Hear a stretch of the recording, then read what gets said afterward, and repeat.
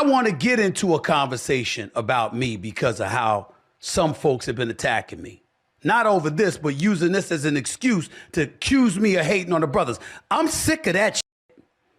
I'm not backing up from that anymore. I'm not taking it from people anymore. I'm not just a black man. I'm a brother.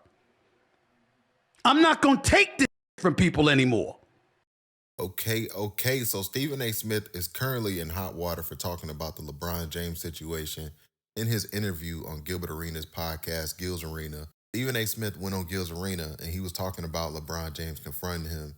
He responded to the viral clip of LeBron James telling Richard Jefferson the reason why he had confronted Stephen A. Smith like that at the Lakers-Knicks game. Let's check out that clip right here. Jefferson, you saw the video. So when he sat up there and said, when I'm talking as a dad, right?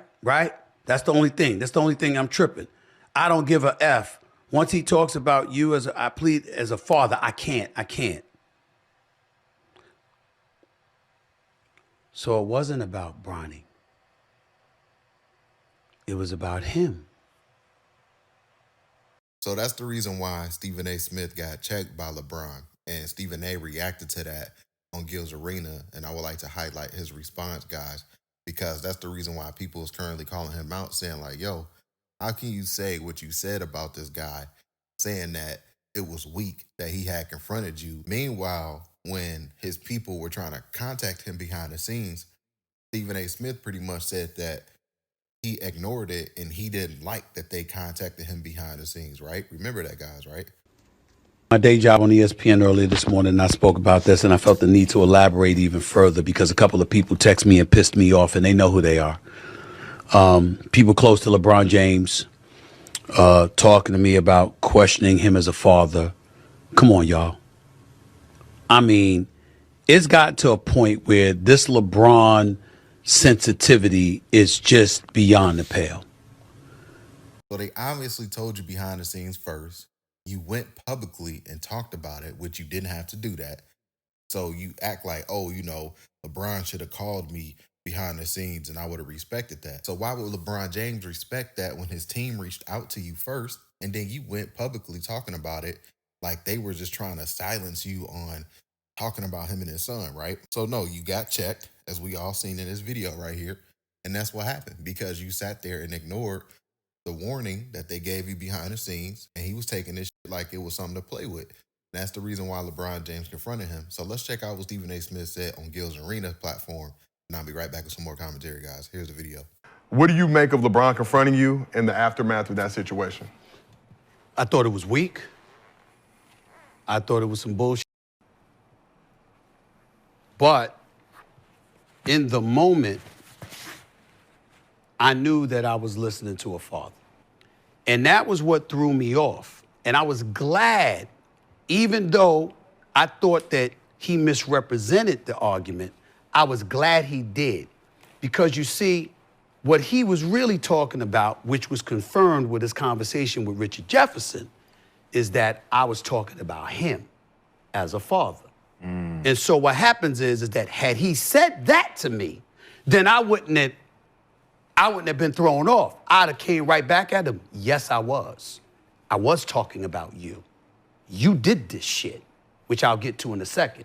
But because he didn't do that, I said, fine, you let it go. Mind you, I just agreed to my contract. Courtside, that day was when it was announced. It's all over, everywhere. We talked about it. Right? Yeah. It's a nationally televised game.